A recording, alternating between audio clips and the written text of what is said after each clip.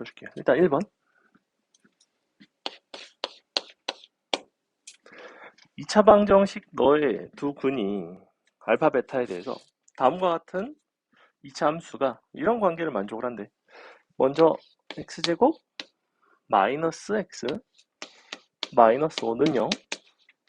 너의 두 근이 알파, 베타인 거죠.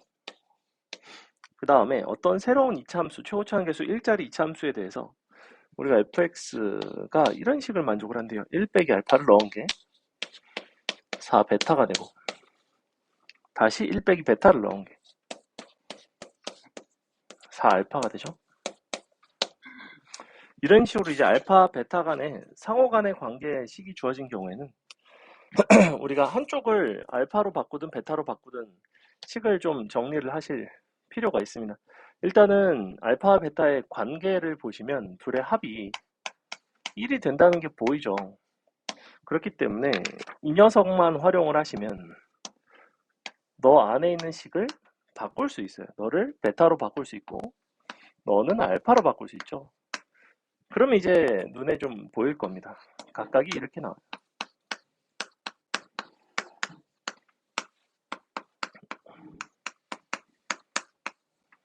F 알파는 4알파가 나오고 F 베타는 4베타가 나와요. 그러니 결론 fx와 y는 4x의 두 근이 알파, 베타인 거죠. 그러니까 뭐라고 쓸 수 있냐면 fx 빼기 4x는 x 빼기 알파, x 빼기 베타. 정리하시면 끝이죠. 즉 얘가 누구야? 얘가 이만큼이죠. 갖다 대입하시면 된다. 그 다음에 2번. 두 2차 방정식이 공통근을 갖도록 하는 실수 a의 개수를 물어보고 있고, 하나는 x제곱 마이너스 ax 더하기 2a는 0, 하나는 x제곱 마이너스 2x 더하기 a제곱는 0. 어쨌거나 공통근을 갖는다는 거는 위에다가 대입해도 성립하고 아래에다 대입해도 성립을 한다는 거기 때문에 그 공통근을 그냥 대입을 좀 해줄까요? 알파라는 공통근을 갖고 있다고 칩시다. a 알파 2a는 0이고 는 0이죠. 동시에 성립한 거기 때문에 적당히 연립을 할 수가 있어요. 둘을 서로 빼주겠습니다. 빼주면 이 부분이 없어지죠. 그래서 빼주고 뭐가 나오냐면 이렇게 되나요? 너가 2 빼기 a 알파 더하기 2a 빼기 a제곱, 이 부분도 2 빼기 a로 묶이죠. 그러면 너는 이렇게 됩니다. 2 빼기 a 너가 알파 더하기 a 이렇게 되는 거 맞나요? 즉 공통근을 갖는다면 이 식이 반드시 성립해야 돼요. 거꾸로 이 식이 성립하면 이제 공통근을 갖는지를 확인해 봅시다. 너에다가 a에다가 2를 넣어봤어. a에다 2를 넣으면 이 식이랑 이 식이랑 서로 완벽하게 같은 식이 돼버리죠. 그렇기 때문에 공통근이 존재하죠. 그죠? 얘가 갖는 두 개의 근이 너의 두 개의 근이기도 하죠. 그래서 첫 번째 a가 2인 게 가능해요. 가능. 두 번째는 뭐냐면 a가 마이너스 알파인 거죠. 여기다 넣어볼까요? 그러면 여기다 넣어보시면 a제곱 너가 마이너스 a제곱 아닌데 플러스 a제곱 플러스 2a는 0 이렇게 나와요. 이렇게 나오죠. 그러니까 다시 이번에는 이 부분이 0인 거를 한 거야. 2로 약분하시면 a제곱 더하기 a는 0. 즉 a가 0 또는 1이 되면 되나봐. 0 넣어볼까? 그럼 너는 뭐 나와요? x제곱 나오죠? 너 뭐 나와요? x제곱 마이너스 2x 나오죠? 0이라는 공통분을 갖죠? 1일 때는 1 대입해보시면 너가 x제곱 마이너스 x 플러스 2 나오고 너는 x제곱 마이너스 2x 플러스 1 나오나? 그래서 이렇게 마이너스 x 플러스 2 너는 x제곱 마이너스 2x 플러스 1 이렇게 되네. 이거 약간 이상한데? 아 마이너스 1이구나. 미안해. 얘가 0이려면 마이너스 1이죠. 이렇게 되나요? 그리고 네가 이렇게 되죠. 그죠? 그럼 여전히 누가 공통분인데요? x는 1이 공통분이 되죠. 그래서 우리가 여기서 이 부분이 0이다. 그래서 여기서 1번, 여기서 2번, 여기서 두 개가 나오죠. 두 개. 그래서 너가 가능, 너가 가능. 총 3개가 나와요. 넘어가서 3번은 근과 계수의 관계만 좀 써주면 돼. 알파 제곱을 마이너스 5알파 플러스 2로 바꿔주기만 하면 끝이죠. 간단한 문제고. 4번 볼게요. 2차 방정식 너의 두 실근 중 적어도 하나는 양의 실수가 되도록 하는 정수 m의 최소값을 구해라. 풀 수 있는 방법이 여러 가지인데 그 중에서 가급적이면 그래프를 자꾸 이용해 버릇하는 게 좋다고 그랬어요. 무슨 얘기냐면 원래 식은 이렇게 생겼어. 너 빼기 2m 빼기 6은 0. 근데 이 상태에서 적어도 하나가 양의 실수라는 거는 어쨌거나 0보다 큰 쪽에서 만난다는 거죠. 그러면 원래는 방식이 여러 가지지만 0보다 큰 중근을 가질 때, 0보다 큰 서로 다른 두 실근을 가질 때, 0보다 큰 실근 한 개, 0보다 작은 거 하나 가질 때, 뭐 이런 식으로 케이스를 다 구분을 하셔야 돼요. 근데 그게 굉장히 번거롭습니다. 그래서 우리가 어떤 식으로 풀어내는 게 훨씬 유리하냐면 이 부분을 이항을 시키세요. 이 부분을 이항을 시켜서 이렇게 바꿀게요. x제곱 마이너스 6은 이항하시면 2m의 x 플러스 1 이렇게 나오죠. 양쪽을 그립니다. 얘는 이렇게 생겼고 이쪽은 너는 마이너스 1,0을 지나는 한 요 정도 지나가나요? 그러면서 0보다 큰 쪽에서 만나야 되는데 정수 m의 최소값이라는 건 0보다 큰 데서 만나려면 이쪽에서 만나야 되죠. 요 동네에서. 그러니까 어떻게 돼야 돼? 이런 식으로 만나야 되죠. 그럼 정확하게 얘보다는 좀 커야 되겠지. 근데 얘가 누구야? 기울기가 정확히 2m이 마이너스 6인 순간이죠. 그죠? 그럼 마이너스 6이 되면 정확하게 여길 지나가요. 그러면 0보다 큰 실근을 갖지 않고 너보다 조금만 더 커지면 우리가 이와 같이 0보다 큰 실근을 갖는다는 얘기죠. 그래서 이런 식으로 우리가 그래프를 그려서 풀어주시는 게 좋아요. 그럼 m의 최소값은 마이너스 2가 되겠죠. 그죠? 마이너스 3보다 커야 되니까 넘어갑니다. 넘어가서 5번은 괜찮을 것 같고 6번 볼까요? 자, 6번 보시면 2차 방정식 너의 두근에 대해서 알파는 허수이고 허수 밑줄 그 다음에 맨 마지막에 어쩌고 실수 근데 A, B, C는 실수이다 이렇게 돼 있죠. 미안해. 자, 일단은 알파가 허근인데 개수가 실수예요. 그러면 반드시 나머지 하나의 근은 너의 켤레인 켤레근이 되는 거죠. 이 녀석이 사실 누구라는 거냐면 너가 베타라는 얘기예요. 현재 이 문제에서는 그냥 베타가 알파 바다 이렇게 준 거예요. 너를 이제 식에다 넣어볼까요? 알파분의 알파 바의 제곱이 너가 실수죠. 그럼 여기서부터 이제 복소수 단원의 풀이가 들어가야 되는데 실수라는 얘기는 우리가 복소수 쪽에서의 실수 조건은 어떤 식으로 활용하냐면 너에다가 켤레를 취한 게 여전히 원래의 값과 같다 이런 식으로 한단 말이지. 이것과 같은 의미죠. 맞죠? 이렇게 대각선으로 곱할 수 있죠. 뭐가 나와요? 알파 3승은 알파 바의 3승이 나오고 베타 3승이기도 하죠. 그러니까 알파분의 베타의 3승은 그냥 1이 나온다.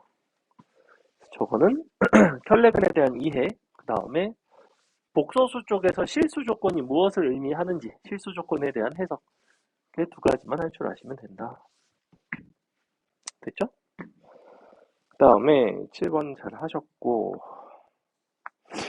8번은 뭐 그려서 해보세요. 어렵지는 않아요. 자, 뒤에 있는 것들 풀어줄게요. 뒤에는 조금 시간이 없었을 것 같은데 잠시만 보면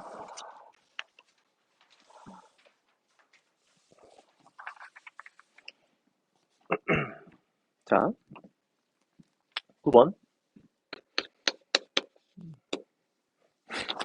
XY가 너를 잇는 선분 AB 위를 움직일 때 너의 최대값을 구해라. 어쨌거나 요 선분 위에 움직인다는 거는 XY 간의 관계가 있죠. 그죠?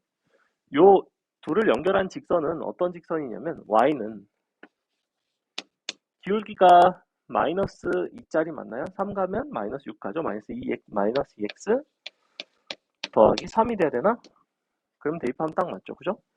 그래서 이렇게 생긴 어떤 직선 위에 있는 직선 위가 아니라 선분 위를 움직인다는 건 어떤 의미냐면 이렇게 주어져 놓고 단 x는 1부터 4 사이의 값이라는 거야. 그래 놓고 주어진 2x제곱 마이너스 y제곱 그냥 2차식으로 표현하면 끝이죠.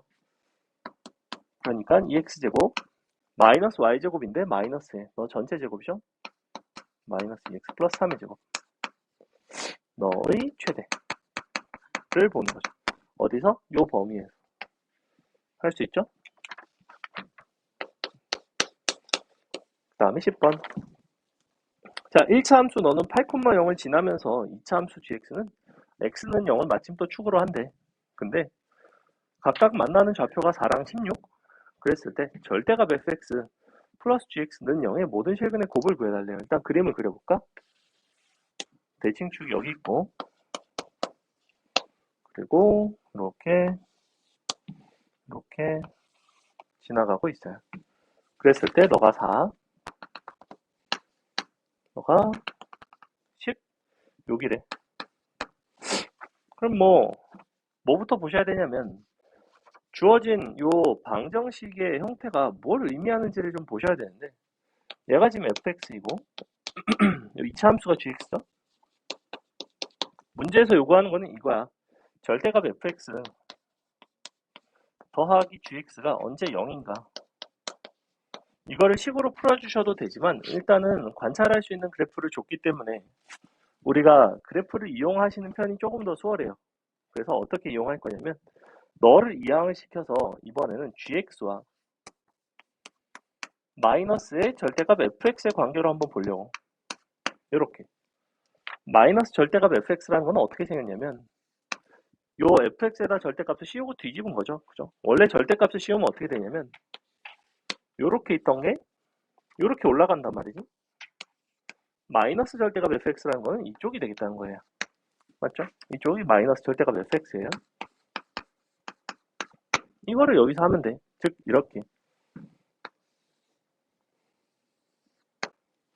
그러면 잘 보시면 원래 이차 함수에서 우리가 가장 많이 활용하는 특징이라는 거는 이차 함수가 너에 대해서 대칭이라는 건 특징을 가장 많이 사용하는데 fx라는 직선이 이 점을 지나가면서 절대값을 취했기 때문에 여전히 이 fx라는 직선도 x는 8에 대해서 대칭이 되죠. 그렇기 때문에 이 자리가 4였다면 너는 너에 대해서 대칭 12가 되겠죠. 둘의 합이 대칭축의 2배가 나온다. 그래서 이거는 계산을 하는 문제가 아니라 여러분이 그래프를 가지고 그냥 판단을 하는 그런 문제예요. 넘어갑니다. 넘어가서 11번. 이런 거 정수 조건, 소수 조건 곧잘 나오는데 자 먼저 보시면 두 자연수 mn에 대해서 너의 두 근이 서로 다른 밑줄 소수일 때 일단은 소수라는 조건이 나와 있고 모든 n값의 합을 구해달래. 그럼 나는 식을 이렇게 쓸 수 있나? 좌변은 일단 mx제곱 더하기 빼기 10x 더하기 n 너가 최고차항은 어차피 m일 것이고 두 개의 소수를 t1, p2라고 써줄게요. 이렇게 써도 괜찮죠? 자 그러면 우리가 지금 알고 있는 거는 사실 활용할 수 있는 거라고는 얘밖에 없어. 너가 마이너스 10이라는 것밖에 없죠. 그러니까 1차항의 개수를 관찰해 보시면 좌변이 누구 나오냐면 마이너스 10이 나오고 우변은 누가 나오냐면 마이너스에 m p1 더하기 p2가 나와요. 플러스로 바꿔주시고 어차피 m은 자연수, 얘네가 소수기 때문에 이 자리는 반드시 10의 약수의 형태가 되겠죠. 이렇게 되겠죠. 둘 다 10의 약수의 형태가 돼야 되죠. 즉 네가 될 수 있는 건 기껏해야 1, 2, 5, 10이 될 텐데 두 개의 약수, 두 개의 소수의 합으로 표현할 수 있는 거는 1은 불가능하고 2도 역시 불가능하죠. 5 같은 거는 가능하죠. 5는 어떻게 가능해? 2랑 3이 가능하지. 그지? 10은 어때요?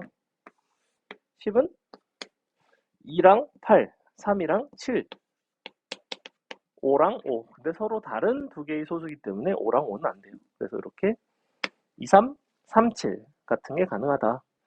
그러면 이제 우리가 찾고 싶은 거는 이때 5일 때는 m 값이 2인 거고 이때는 m은 2,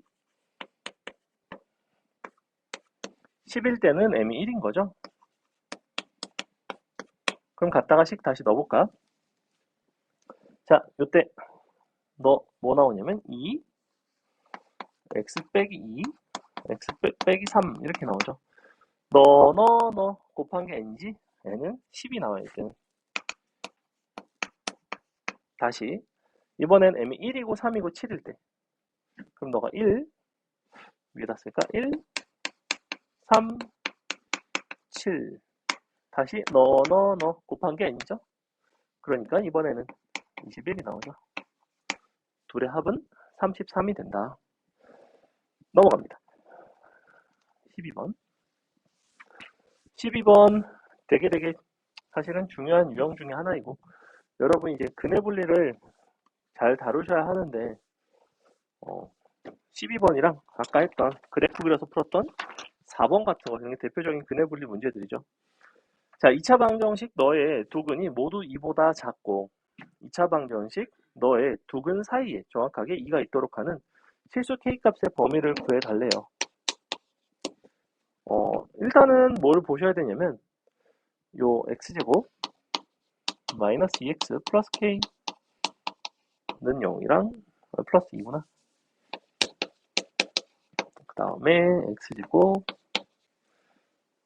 마이너스 k 플러스 2x 플러스 3. 자, 지금 현재 이 상태인데 두 개의 조건 중에서 두 번째가 훨씬 판단하기가 편해요. 두 근 사이에 2가 있다 라는 게 판단하기가 훨씬 편하죠. 왜? 이거 그래프 그려보면 이렇게 되거든. 2가 요 사이에 있다는 거잖아. 어딘가에. 그럼 뭐만 대입하면 돼? 이거 식에다가 그냥 2만 대입하면 돼요. 즉 너에 대한 조건은 너의 2를 대입한 4 빼기 k 플러스 2 곱하기 2 빼기 3이 0보다는 작다. 이렇게 쓰면 끝이라고. 얘는 이거 조건 하나면 돼요. 근데 위에 거는 좀 다르죠. 문제에서는 요 두 근이 모두 2보다 작다 이런 얘기를 하고 있는데 그럼 그림상 어떤 게 가능하냐면 이런 것도 가능하고 이런 것도 가능해요. 그렇죠? 이런 게 가능해요. 근데 보니까 이미 너의 대칭축이 왼쪽에 있네.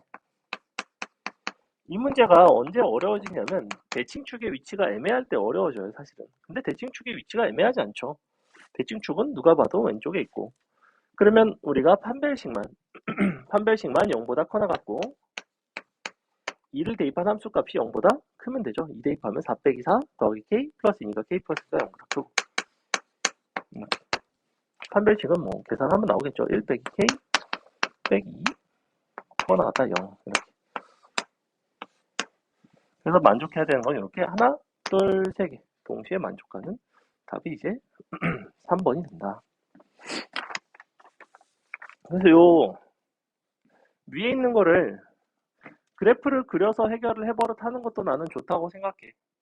그래프를 그려서 푸는 것도 나쁘지 않고 우리가 그래프를 그려서 푼다는 거는 이제 주어진 상황을 이렇게 쓰겠다는 거죠. x제곱 빼기 2x 너는 이항시켜서 k 플러스 2 이건 어때? 얘도 하기 되게 쉬워. 이렇게 해놓고 나면 이렇게 생겼거든? 근데, 이보다 큰 쪽에서 만나야 된대. 이보다 큰 쪽에서 만나려면, 이보다 작은 쪽에서 만나려면, 그리고 두 개의 근을 가지려면, 일단은 k 플러스 2가 이렇게 지나가는 건 괜찮고, 또는 이렇게 지나갔는데, 이쪽에 2가 있는 거. 즉, 2에서의 함수값보다, 2에서의 함수값보다 네가 더 위에 있으면 되죠. 2에서의 함수값이 0이죠. 얘가 x축이거든, 이렇게. 그러니까 k 플러스 2는 너와 너 사이만 있으면 되네. 그럼 1에서의 함수값은 얼마야? 1 들어가면 정확히 1이죠. 그럼 결론 k 플러스 2는 1보다는 작거나 같고 0보다는 크면 돼요. 이 두 가지가 뭐 한 거냐면 이거 한 거야. 뭐 이렇게 정리하면 아마 이렇게 될 거예요. 그래서 우리가 자꾸자꾸 그래프를 이용을 해서 판단을 해버릇 하셔야 되고, 방부등식에 대한 해결은 이거는 수학, 상하, 수투, 미적을 다 떠나서 우리가 하나의 방정식을 두 개로 분리해서 관찰을 하는 경우도 되게 많고, 둘을 합쳐서 보는 경우도 되게 많아요. 합쳐서 본다는 거 왜 이런 거 있잖아. fx는 gx 이런 상황을 gx를 넘겨서 fx 빼기 gx는 0으로 보자 그래놓고 fx 빼기 gx를 새로운 함수 hx라고 치환을 해서 풀어내는 경우가 정말 정말 많아요. 얘는 그 반대 과정이야, 오히려. 그죠? 원래 보고 싶었던 건 뭐야? 너가 0인 걸 보고 싶었는데 이 k와 관련된 부분을 이항을 시키고 오히려 이쪽을 그려내고 k 플러스 1을 따로 직선의 형태로 뽑아내죠. 그죠? 이 발상이 굉장히 중요하다고. 별것도 아닌데 애들이 이걸 생각보다 되게 못해요. 이거 2학년 때도 굉장히 많이 쓰입니다. 됐죠?